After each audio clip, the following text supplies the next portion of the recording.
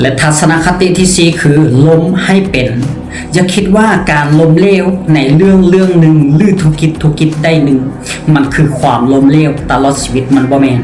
มันเป็นเพียงแต่บทเรียนหนึ่งที่เฮ็ดให้เจ้าได้รู้ว่าโอ้วิธีนี้มันบ่เวิร์กแล้วเจ้าก็ตัดทิ้งไป5วิธีใหม่หรือเฮ็ดธุรกิจใหม่โทมัสเอวาเอดิสันที่ผลิตหลอดไฟให้เฮาใช้ล้มเหลวจากการทดลองมาเป็นหมื่นครั้งและสุดท้ายลาวด้วยความที่เพียรพยายามและบ่ล้มเลิกความตั้งใจในเป้าหมายของตัวเองเหตุให้สามารถผลิตหลอดไฟหลอดแรกให้คนได้รับใช้และมีหลอดไฟวงสว่างไปทั่วโลกเพราะฉะนั้นความล้มเหลวมันเป็นบทเรียนที่ดีที่สุด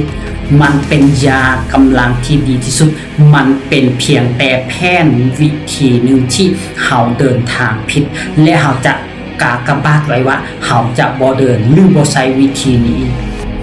และนั่นแหละจะให้เราตัดช้อยที่มันบ่ถูกที่มันบ่ตรงที่มันบ่แม่นออกไปเรื่อยๆและสุดท้ายเราจะเฮ็ดในสิ่งที่ถูกต้องมื้อนั้นแหละจะเป็นมื้อที่เจ้า success จริงๆ